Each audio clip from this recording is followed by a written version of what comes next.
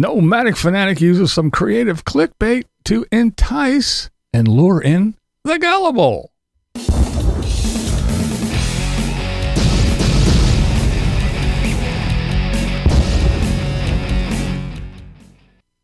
What's up, everybody? How is your weekend going? I'll tell you here, it is mid to upper 40s. The sun is shining bright, but it is windy. I don't know if it's historic winds, but it is very windy, which makes that, it just negates that 40-degree temperature. It's pretty chilly outside. So let's talk about some things, shall we? How about we start with Mike? That's right. Living Free Mike. Can I still call him Living Free Mike? Yeah, I'll still call him. I'm not going to call him Cheap Off-Grid Living Mike. He's still Living Free Mike. Anyway, Mike has some plastic. He got some stuff in his tank. He has that big container, that big green, I call it big piece of Tupperware. But yeah, he got that big storage unit for his water. And yeah, he got some stuff floating in it. Nope. Look at that. I mean, that's just absolutely ridiculous. It is ridiculous. Hey, looky there. Yeah, look at that.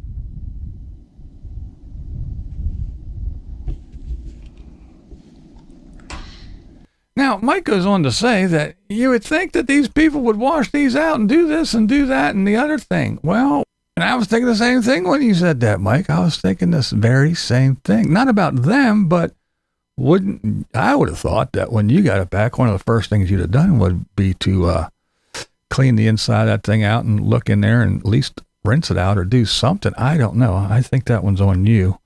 But whatever, I guess. If you think it should have been cleaned out, maybe not. But anywho, Mike got some plastic in his water tank. Hopefully for Mike that it is floating.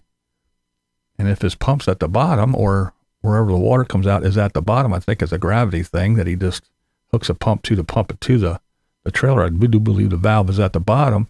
Hopefully most of the majority or all the plastic is floating on the top. And as long as you don't let it get empty, I guess you should be okay. But if plastic does come out and get into your line, it's going to gum up your pump and could screw that up, as well as you ingesting plastic. So I don't know. I'd do something, even if I go out and go to a pet store and get a little fish net or something and scoop the stuff, at least that you could see floating off the top there and get it on out of there. I don't know. But yeah, do something, Mike. Do something. Mike then goes on and he's talking about, I don't know, is it just a weird little story? He's yabbering about going to the drugstore to pick up some things and this and that and the other thing. And then he get on this thing and start talking about, well, when you turn on the camera, people were talking about, and they laugh. As soon as you turn on that camera, they get a different, it was weird. I don't know. Just kind of an odd video. I don't know. It was just strange to me, but yeah, so not a whole lot going on with Mike. He's just trying to pump out videos since his other channel got hijacked and he isn't even attempting to get it back anymore. He's just moving on with this one. So if you're interested, go on and check out Mike, but I don't think he's doing a whole lot right at the moment. Now that's going on. Let's go over here and talk about good old Tater. You see that little check mark? He used some clickbait. Now, I knew what it was as soon as I saw the little thing. It says getting hitched in Arizona, bus and truck mods. I was like, well, he put a hitch on the back of the bus so he could haul his trailer. I knew exactly what it was right away, but I could tell by the view count in the first hour that yes, the clickbait worked and he lured in the gullible with the I got hitched. I know a whole bunch of people go, oh, did they do it? Did they do it? Well, actually, no, it'd be kind of hard because Wayne wasn't there. Diana's in California dealing with whatever. Wayne did manage to come back later in the video. It was a couple-day video, but yeah, I just thought it was interesting. He used some very well-placed clickbait. Bravo. Kudos, Tater. Yay! Kudos. And while I'm giving kudos, hold on to your hats, sit down, grab onto something tight. If you got coffee or anything in your hand, put it down. I don't want you to spill it. But Tater went out and he got a little cap for his truck. He called it all kinds of other things. I always know it as a truck cap, you know, a little cap you put on the bed of your truck. But he was calling it all kinds of names. I can't remember half of them, but they were kind of silly. But anyway, that's not the important part. He got one specific for the truck. He lucked out and got one that was used, but looks really good, fits the truck perfectly. And I have to admit, it looks really good. It looks really good. Again, that's why I personally like vehicle specific things. I don't like the random generic, this fits, you know, like when you can get, I don't know, anything from running boards to seat covers to little truck caps. You can get generic ones, one size fits all or one size fits most. Now, I like to stick with vehicle specific stuff. It's easy bolt on, it fits, it looks nice, and this does. A little cap on his truck. It really looks good. Again, kudos, Tater. Kudos. No, don't get all excited. I'm not converting. I just got to give props where props are due. So, yeah, he went and got a storage shed. Well, I mean, storage garage. He was very adamant about using the word garage. It's a storage garage. It's not just a little shed. You can pull a vehicle in here or a side-by-side or a couple e-bikes, or he went on and on and on, and it has a roll-up door, and he's never had one and whatever. But so he has a smaller one, and for this one that's a lot bigger, he only paid extra $5. So he says he's going to get rid of that other one. I guess it's up in Sholo.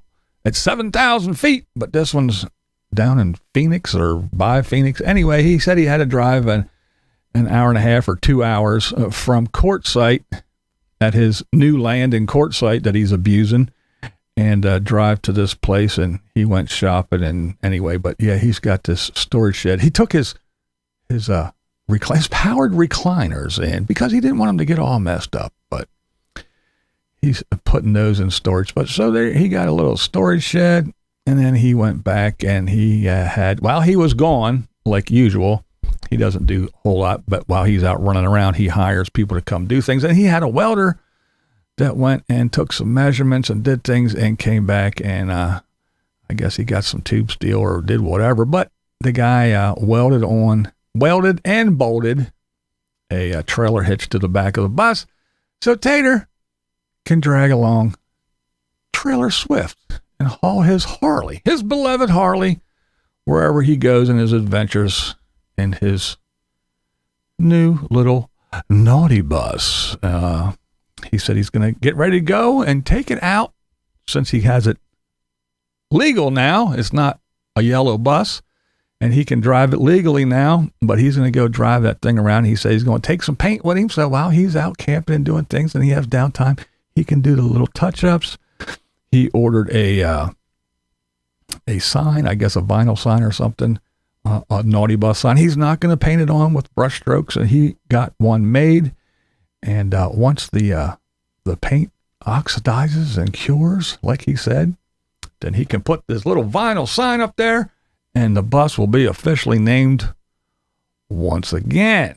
So that's what's going on with Tater. Not too much stuff, but yeah, he painted his bus and whatever. I'm going to start calling him Blue Van Dan Light. That's right. He's got a big blue bus like Blue Van Dan, but it's turquoise, not blue like Dan. So I'm going to call him BVD Light, Blue Van Dan Light. Now, I don't know how much this impacts anything, but I was getting some stuff from people were saying about this new law in Texas. They changed to Texas for GVW of RVs and vehicles, and you have to get a different license and this and that to drive the thing. But I just noticed, and I will share this with you, that for whatever reason, even though I assume Tater's still a Texas resident, unless he changed up and didn't tell me, and I missed it and I didn't realize. But yeah, Tater has a Arizona plate on the back of that bus. So it's not registered or tagged, licensed in Texas. That is an Arizona plate. Here, I will put up a picture of an Arizona plate, and you can clearly see that is not a Texas plate.